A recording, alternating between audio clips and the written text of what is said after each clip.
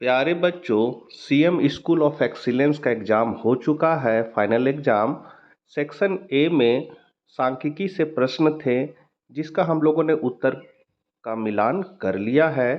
Section B में व्यष्टि अर्थशास्त्र से प्रश्न आए थे, जिसका उत्तर का मिलान हम लोग इस वीडियो के माध्यम से कर लेंगे। ये सारे प्रश्न जैक बोर्ड में 12th क्लास के लिए इम्पॉर्टेंट है, क्योंकि व्यष्टि अर्थशास्त्र जैक बोर्ड में 12th क्लास में पढ़ना है, जबकि सीबीएसई में इसको 11th क्लास में ही पढ़ना है। तो चलिए हम लोग उत्तर को मिलान करते हैं। 18 नंबर क्वेश्चन है, उपभोक्ता उस बिंदु पर संतुलन में है जहां बजट रेखा। तो संतुलन उपभोक्ता कहाँ होता है? ये है आपका बजट रेखा और ये है आपका उदासीन वक्र। जहां पर उदासीन वक्र बजट रेखा को स्पर्श कर देगा वहां संतुलन होता है, इसलिए आपका आंसर सी हो जाएगा। एक उदासीन वक्र की स्पर्श रेखा है। दूसरा क्वेश्चन है, ह्रासमान सीमांत उपयोगिता के नियम के अनुसार प्रत्येक क्रमिक इकाई के उपभोग से उपभोक्ता की संतुष्टि होती है। तो यहाँ पर है ह्रासमान सीमांत उपयोगिता। तो कोई भी वस्तु का यदि हम लगातार उपभोग करते हैं तो उस वस्तु से मिलने वाली उपयोगिता क्या होती है? मेरा कम होने लगता है, इसलिए आपका आंसर हो जाएगा बी, कमी। अगला क्वेश्चन है, आर्थिक समस्या को दर्शाने वाले वक्र का नाम बताएं। ये क्वेश्चन आपका जैक बोर्ड 12th में आया था। इसको हम लोग कहते हैं उत्पादन संभावना वक्र। अगला है, भारतीय अर्थव्यवस्था है। तो भारतीय अर्थव्यवस्था हम लोग सभी जानते हैं मिश्रित अर्थव्यवस्था है। यहाँ सार्वजनिक और निजी दोनों क्षेत्र काम करते हैं। अगला है, किसके अनुसार अर्थशास्त्र मानव कल्याण का विज्ञान है? तो मानव कल्याण का विज्ञान है किसके अनुसार? मार्शल के अनुसार। एडम स्मिथ के अनुसार अर्थशास्त्र धन का विज्ञान है। रॉबिन्स के अनुसार अर्थशास्त्र चयन का विज्ञान है। मार्शल के अनुसार अर्थशास्त्र कल्याण का विज्ञान है। अगला है, भारत सरकार ने इस साल 1000 मिलियन क्विंटल गेहूं का उत्पादन करने का फैसला किया है। उत्पादन की मात्रा के बारे में निर्णय अर्थव्यवस्था की किस केंद्रीय समस्या का एक हिस्सा है? तो केंद्रीय समस्या अर्थव्यवस्था की क्या होती है? तो क्या, कैसे, किसके लिए, क्या उत्पादन किया जाए, कैसे उत्पादन किया जाए और किसके लिए उत्पादन किया जाए। तो यहाँ पर गेहूं का उत्पादन करना है। तो यहाँ पर क्या उत्पादन करना है ये तो क्लियर हो गया कि गेहूं का उत्पादन करना है। अब गेहूं का उत्पादन कैसे करना है, इसलिए आपका आंसर बी हो जाएगा, उत्पादन कैसे करें। उत्पादन कैसे करें मतलब कौन तकनीक से हम लोग उत्पादन करें। 24 नंबर है, यदि कीमत में 50% की वृद्धि के कारण पूर्ति की मात्रा में 60% की वृद्धि होती है तो पूर्ति की लोच क्या होगी? तो यहाँ पर पूर्ति की लोच पूछ रहा है, तो मात्रा हमेशा ऊपर रहता है और कीमत नीचे रहता है। अब 5 से 6 को भागा दे दीजिएगा तो आपका आंसर आ जाएगा 1.2। निम्नलिखित चित्र क्या दिखलाता है? तो ये जो चित्र है ये आपका मूल्य, देखिए मूल्य बढ़ रहा है लेकिन मात्रा में कोई परिवर्तन नहीं आ रहा है, इसीलिए हम इसको कहेंगे। चूंकि यहाँ एस लिखा हुआ, एस मतलब होता है पूर्ति, सप्लाई, तो यहाँ पर हो जाएगा पूर्णतया बेलोजदार पूर्ति। अगला है, मूल विभेद किस बाजार में पाया जाता है? तो मूल विभेद जो है वो एकाधिकार बाजार में पाया जाता है, क्योंकि एकाधिकारी है जो अपने हिसाब से जहां तहां मूल्य वसूल सकता है। जैसे मान लीजिए हजारीबाग में मूल्य कोई कलम का 5 रुपया है, तो रामगढ़ में वही एकाधिकारी है सो 10 रुपया में कलम को बेच सकता है।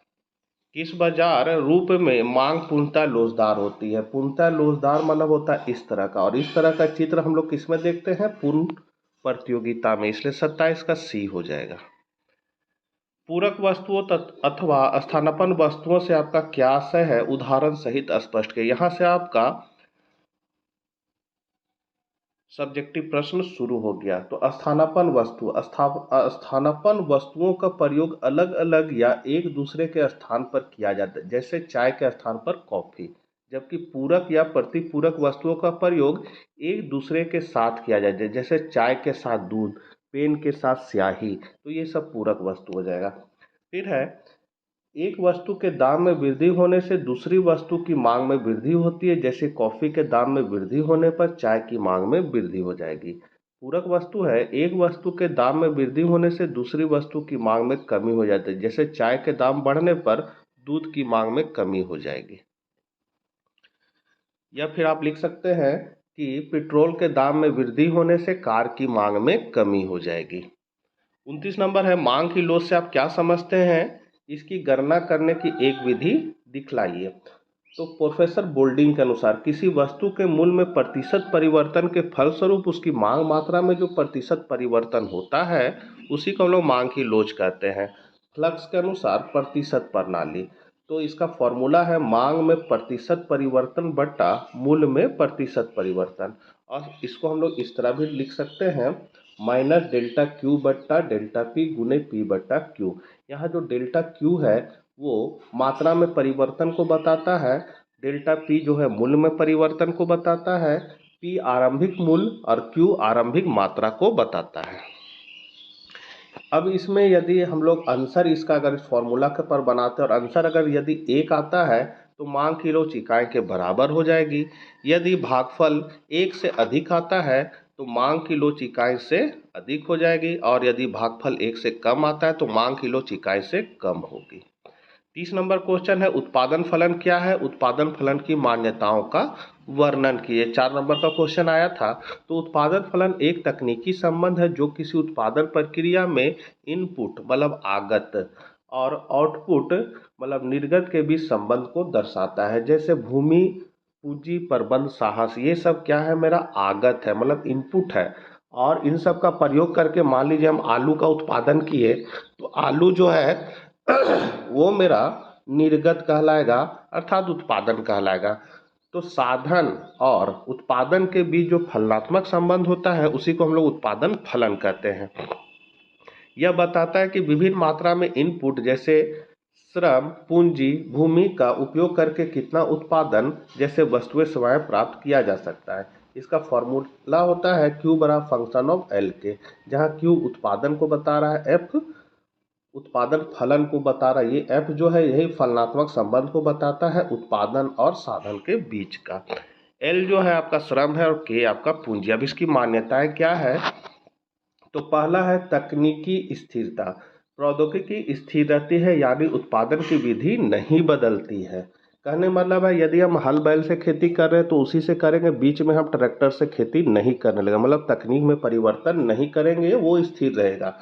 दूसरा है कारकों की विभाज्यता, तो श्रम और पूंजी को छोटी छोटी इकाइयों में विभाजित किया जा सकता है। सकारात्मक सीमांत उत्पादकता, यदि किसी इनपुट की मात्रा बढ़ाई जाती है तो अन्य इनपुट की मात्रा स्थिर रहने पर कुल उत्पादन में वृद्धि होती है। इनपुट कहने मतलब है कि यदि हम लोग अन्य साधन को स्थिर रखकर श्रम को अगर बढ़ा रहे हैं, जैसे एक लेबर की जगह 10 लेबर काम करवा रहे हैं, तो उससे क्या होगा, कुल उत्पादन में वृद्धि होगी। घटती सीमांत उत्पादकता, यदि किसी इनपुट की मात्रा लगातार बढ़ाई जाती है तो अन्य इनपुट की मात्रा स्थिर रहने पर कुल उत्पादन में वृद्धि की दर धीमी हो जाती है। अधिकतम उत्पादन, तो उत्पादन फलन का एक अधिकतम स्तर होता है, उसके बाद उत्पादन में कमी आने लगती है। 31 नंबर क्वेश्चन आया था कि निम्नलिखित डेटा से आपूर्ति की लोच की गणना करें। तो यहाँ पर प्राइस दिया हुआ है, क्वांटिटी दिया हुआ है 10, यहाँ 200, फिर 15, 225। तो ये हम लोग लिख सकते हैं कि आरंभिक कीमत कितना है, मेरा 10 रुपया है, नई कीमत कितना है, 15 रुपया है, मतलब उसको हम लोग P1 नाम देंगे और शुरू वाला को P बोलेंगे। आरंभिक मात्रा मेरा कितना है, 200, तो ये Q कहलाएगा, और ये 225 जो है वो Q1 कहलाएगा। तो यहाँ मैंने लिख दिया है। अब हम लोग डेल्टा P निकालेंगे, क्योंकि इसका फॉर्मूला होता है, क्या निकालना है, आपूर्ति की लोच, मतलब पूर्ति की लोच निकालना है, तो इसका फॉर्मूला होता है ES बराबर डेल्टा Q बट्टा डेल्टा Q बट्टा डेल्टा P बट्टा P। ये फॉर्मूला है, इसी को हम लोग पलट देंगे तो ये हो जाएगा आपका डेल्टा Q बट्टा Q गुना P बट्टा डेल्टा P। इस तरह बन जाएगा। तो हम लोग को क्या चाहिए, डेल्टा Q चाहिए और डेल्टा P चाहिए। तो डेल्टा P हम लोगों ने निकाला कैसे, तो P1 माइनस P करके, मतलब 15 में 10 को घटा दीजिए तो आपका आ जाएगा 5। डेल्टा Q कैसे निकलेगा, तो Q1 माइनस Q करके, मतलब 225 में 200 का घटा देंगे तो 25। अब हम लोग फार्मूला में इसको बैठा दिए हैं, यहाँ देख सकते हैं ये फार्मूला है डेल्टा Q बट्टा डेल्टा P, P बट्टा Q। डेल्टा Q मेरा 25, डेल्टा P 5, P है 10 और Q है 200। इसको इससे भागा दे देंगे तो मेरा आंसर आ जाएगा 0.25, जो क्या है, इकाई से कम है। अगला है उत्पादन के प्रत्येक स्तर पर कुल लागत TC और औसत लागत ज्ञात कीजिए। तो ये जो है ये और ये क्वेश्चन में दिया हुआ था, उसके बाद ये जो काला रंग से देख रहे हैं वो आंसर है। तो इसमें TFC आपका कितना है 120, तो TC जो है वो शुरू में 120 लिखाएगा। उसके बाद हम लोग क्या करेंगे, इसको इसमें जोड़ देंगे, क्योंकि TC का फॉर्मूला होता है सिग्मा MC, मतलब MC को हम लोग जोड़ते जाएंगे तो मेरा TC ज्ञात तो होते जाएगा। तो 120 में 40 जोड़ देंगे तो 160 हो जाएगा। अब 120 जो है वो आपका कहाँ से आया, तो कुल स्थिर लागत आपका कितना है शुरू में 120, इसलिए यहाँ पर TC जो है वो 120 हो जाएगा। 120 में 40 को जोड़ दीजिए 160 हो जाएगा, फिर 30 जो जोड़ देंगे 160 में तो 190, 190 में 26 जोड़ देंगे तो 226। अब इसको इसमें भागा लगा देंगे, मतलब जीरो को इसमें खाली छोड़ देंगे, एक को 160 में भागा देंगे तो 160 ही आएगा, दो को 190 में भागा देंगे तो 95, और तीन को 216 में भागा देंगे तो 72 आ जाएगा। तो इस तरह आपका TC और AC ज्ञात तो हो जाएगा। अगला है सीमांत लागत और औसत लागत से क्या समझते हैं। सीमांत लागत और औसत लागत के संबंध को चित्र द्वारा दर्शाएं। तो मूल्य सिद्धांत में AC तथा MC का संबंध अत्यंत महत्वपूर्ण होता है। कुल उत्पादन लागत को उत्पादित इकाई से भाग देकर औसत लागत ज्ञात किया जाता है। ये आपका फॉर्मूला है, औसत लागत बराबर TC बटा यूनिट ऑफ प्रोड्यूस। फिर है एक अतिरिक्त इकाई का उत्पादन करने से लागत में जितनी वृद्धि होती है उसे उस इकाई विशेष की सीमांत लागत कहा जाता है। इसका ये फॉर्मूला है MC बराबर TCN माइनस TCN माइनस 1। अब हम लोग इसको ग्राफ में दिखा सकते हैं। ये है आपका औसत लागत, ये है आपका सीमांत लागत। तो जब औसत लागत गिरता है सीमांत लागत इससे कम रहता है, मतलब नीचे है। जब औसत लागत न्यूनतम होता है तो सीमांत लागत इसके बराबर होता है, और जब औसत लागत बढ़ता है तो सीमांत लागत तेजी से बढ़ता है और औसत लागत से अधिक हो जाता है। यही चीज को यहाँ पर लिखा हुआ है। उसका गणितीय विश्लेषण में हम लोग देख सकते हैं कि पाई बराबर A plus BX plus CX² मान लेंगे, जहाँ पाई मेरा कुल लागत है, x जो है यहाँ देख रहे हैं वो उत्पादन है, और ABC जो है वो स्थिरांक है। हम लोग औसत लागत निकालेंगे तो औसत लागत का फॉर्मूला होता है कुल लागत को उत्पादन की मात्रा से भागा दे देना। तो ये मेरा जो है वो कुल लागत है, उत्पादन की मात्रा क्या है x है, तो x से इसको भागा दे देंगे तो हो जाएगा मेरा इस तरह। सीमांत लागत का फॉर्मूला होता है टोटल का ड्राइवेटिज हम लोग निकाल देंगे तो वो सीमांत लागत हो जाता है। तो इसका ड्राइवेटिज हम लोग निकाल देंगे तो ये कांस्टेंट है, ये 0 हो जाएगा, x पर कोई पावर नहीं तो उसका 1 हो जाएगा, तो b का b हो गया, प्लस ये पावर c से गुना हो जाएगा, मतलब 2cx हो जाएगा। तो MC मेरा ये हो गया। उसके बाद हम लोग AC का ड्राइवेटिव निकालेंगे तो AC क्या है मेरा बट्टा में है, मतलब क्वोशिएंट रूल में है, तो इसका फॉर्मूला होता है VU dash minus UV dash बट्टा V²।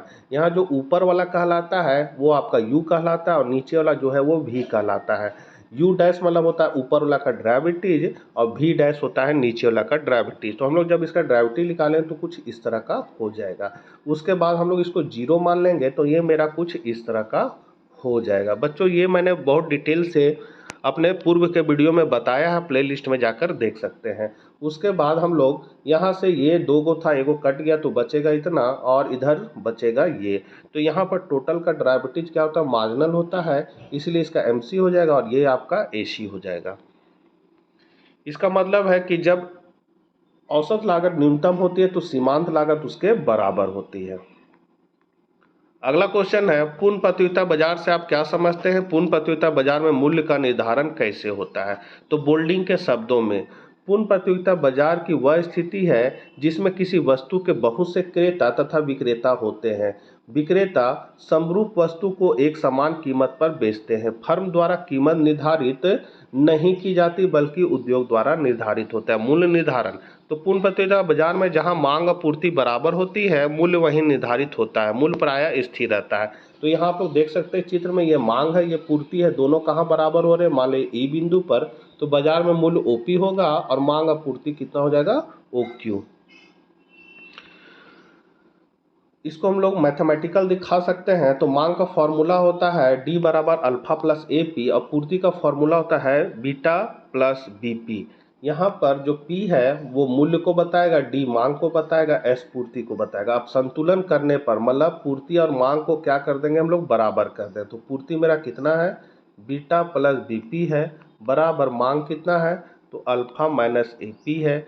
इसके बाद हम लोग क्या करेंगे, इसको उठा के इधर ले आएंगे, तो यहाँ BP रहा, इसको उठा के बराबर किधर ले आएंगे तो प्लस हो जाएगा, तो प्लस AP हो गया, और बीटा को उठा के इधर कर दे तो अल्फा माइनस AP हो गया। यहाँ प्लस में था तो इधर आ गया माइनस, ये दोनों से P कॉमन ले लेंगे और उसके बाद इसको भागा में उतार देंगे, तो यहाँ पर ये इसके गुना में तो इसका भागा में आ जाएगा, यही आपका निर्धारित मूल्य लिख लेगा। अगला क्वेश्चन है, बाजार से क्या समझते हैं, बाजार के वर्गीकरण को बताएं। तो बाजार एक ऐसी जगह है जहां खरीदार और विक्रेता वस्तुओं और सेवाओं का आदान प्रदान करते हैं। यह एक भौतिक स्थान हो सकता है, जैसे कि एक किसान बाजार, या एक आभासी स्थान हो सकता है, जैसे कि ऑनलाइन मार्केट प्लेस। बाजार में खरीदार और विक्रेता एक दूसरे के साथ बातचीत करते हैं और कीमतों पर सहमत होते हैं। बाजार के प्रकार, तो बाजारों को विभिन्न मानदंडों के आधार पर वर्गीकृत किया जाता है, जिसमें शामिल है स्थान। तो जैसे स्थान के आधार पर स्थानीय बाजार या एक छोटा बाजार है जो एक विशेष क्षेत्र में स्थित है। राष्ट्रीय बाजार या एक बड़ा बाजार है जो पूरे देश में फैला हुआ है। अंतर्राष्ट्रीय बाजार या एक बाजार है जो कई देशों को शामिल करता है। उसके बाद उत्पादन, तो उपभोक्ता बाजार, यह एक बाजार है जो अंतिम उपभोक्ताओं को वस्तु और सेवाओं को बेचता है। औद्योगिक बाजार, यह एक बाजार है जो अन्य व्यवसायों को वस्तु और सेवाओं को बेचता है। उसके बाद प्रतिस्पर्धा, तो प्रतिस्पर्धा के आधार पर बाजार है पूर्ण प्रतियोगिता और अपूर्ण प्रतियोगिता। बच्चों इसका डिटेल आप देख सकते हैं, इसको लिख लीजिएगा। फिर है लेन देन का प्रकार, तो सॉफ्ट मार्केट है, फिर वादा बाजार है, स्वामित्व के आधार पर है सार्वजनिक बाजार और निजी बाजार।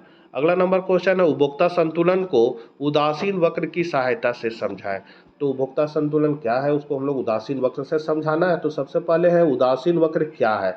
उदासीन वक्र दो वस्तुओं के विभिन्न संयोगों के से संबंधित उपभोक्ता के व्यवहार की व्याख्या करता है। उपभोक्ता का व्यवहार उसकी उदासीन अनुसूची द्वारा प्रदर्शित किया जाता है। उपभोक्ता को समान संतुष्टि देने वाले दो वस्तुओं के विभिन्न संयोगों उदासीनता अनुसूची अथवा तटस्थ समूह बनाते हैं। इसी उदासीन अनुसूची को ग्राफ के रूप में प्रदर्शित करके उदासीन वक्र प्राप्त किया जाता है। कहने मतलब है ये आपका ग्राफ है, यहाँ पर A बिंदु है, ये मान लिया B बिंदु है, C बिंदु। तो उदासीन वक्र उन बिंदुओं का गमन पथ है जिससे उपभोक्ता को समान संतुष्टि मिलती है। कहने मतलब यदि उसने A बिंदु को चुना है और A बिंदु से यदि B बिंदु पर आता है तो जितना A पर संतुष्टि मिल रहा था उतना ही B पर मिलेगा, मतलब इस सब बिंदु पर उसको समान संतुष्टि मिलेगी और इस पर वो तटस्थ रहेगा, मतलब उसमें बदलाव करना नहीं चाहेगा।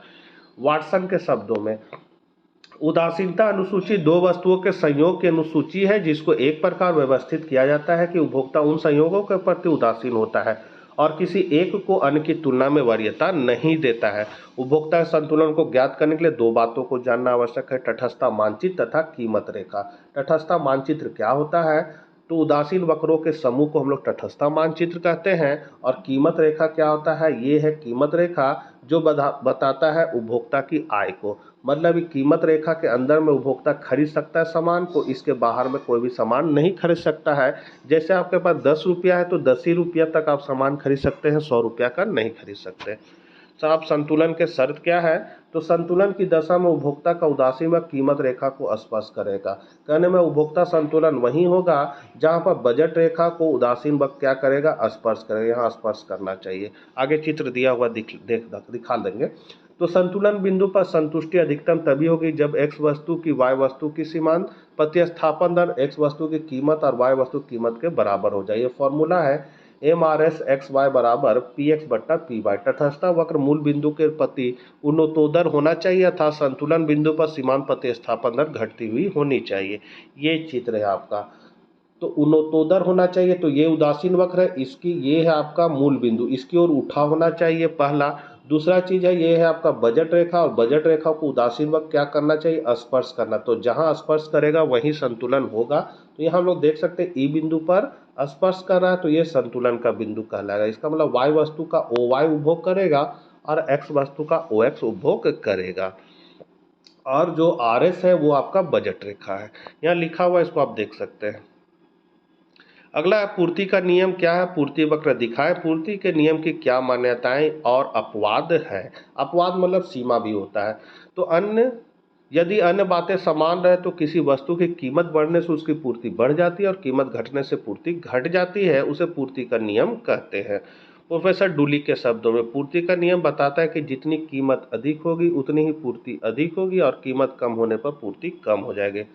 ये हम लोग पूर्ति अनुसूची से देख सकते हैं। कीमत 1 से बढ़कर 2 हो गया, पूर्ति मेरा 100 से बढ़कर 200 हो गया। कीमत 3 बढ़ गया तो पूर्ति भी 300 बढ़ गया। इस तरह कीमत बढ़ने से पूर्ति बढ़ती है। चित्र में देख सकते हैं, ये टेबल के आधार पर ही ये चित्र बनाया गया है। यहाँ पर सब बिंदु को हम लोग मिलाएंगे तो हमको पूर्ति वक्र प्राप्त हो जाएगा। मान्यताएं क्या है? तो उत्पादन के साधनों की पूर्ति तक कीमत में कोई परिवर्तन नहीं होता है। दूसरा है, उत्पादन की तकनीक में कोई परिवर्तन नहीं होता और फर्म के उद्देश्य में परिवर्तन नहीं होता। अन्य वस्तुओं की कीमत में कोई परिवर्तन नहीं होता। भविष्य में वस्तु की कीमत में परिवर्तन होने की संभावना नहीं होती है। पूर्ति वक्र को प्रभावित करने वाला कारक क्या क्या है? तो वस्तु की कीमत है, संबंधित वस्तु की कीमत है, फर्मों की संख्या है और फर्म के उद्देश्य है। बच्चों, इसका डील आप लोग देख सकते हैं। वीडियो बहुत लंबा हो रहा है, इसीलिए इसको आप पढ़ लीजिएगा। मैंने पूर्व के वीडियो में बहुत डिटेल से इसको बता दिया है। अगला है तकनीक में परिवर्तन और फिर सरकार की नीति। इसकी सीमाएं या अपवाद क्या है? मतलब पूर्ति का नियम कब काम नहीं करे? तो भविष्य में कीमतें, फिर है कृषि वस्तुएं, पुराने स्टॉक की सफाई, कलात्मक वस्तुएं, इन सब में पूर्ति का नियम क्या होता है? काम नहीं करता है। तो ये थे आपके स्कूल ऑफ एक्सीलेंस, मतलब CM school of excellence final exam के क्वेश्चन का आंसर। आशा करते हैं वीडियो आपके लिए उपयोगी होगा। चैनल पर पहली बार है तो जरूर सब्सक्राइब कर ले। जय हिंद, जय भारत।